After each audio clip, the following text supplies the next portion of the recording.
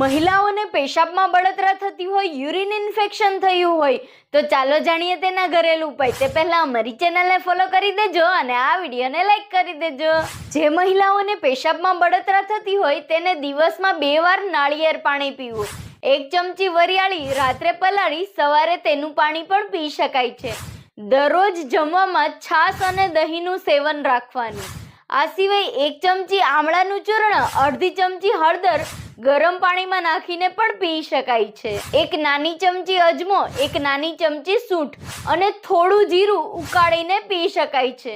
આ બધું કરવાથી પેશાબમાં બળતરા થતી બંધ થશે, અંદરનું ઇન્ફેક્શન, ખરાબ બેક્ટેરિયા અને ચેપ દૂર થશે. દિવસમાં 8 થી 10 ગ્લાસ કમ્પલસરી પાણી પીવું જરૂરી છે. પેશાબ રોકવાનો પ્રયત્ન ક્યારેય ન કરવો. તો ફ્રેન્ડ્સ, તમારા ફ્રેન્ડ્સ અને ફેમિલીની બધી જ મહિલાઓને આ વિડીયો શેર કરવાનું ભૂલશો નહીં અને તમારે શેના વિશે જાણવું છે કમેન્ટ જરૂરથી કરજો.